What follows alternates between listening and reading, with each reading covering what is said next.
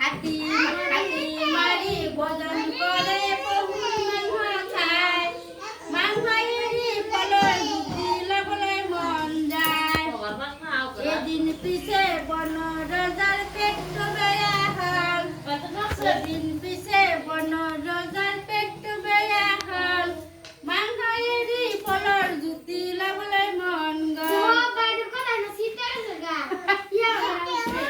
মাংস এরি ফলর যুক্তি লবলে মন গল এদিন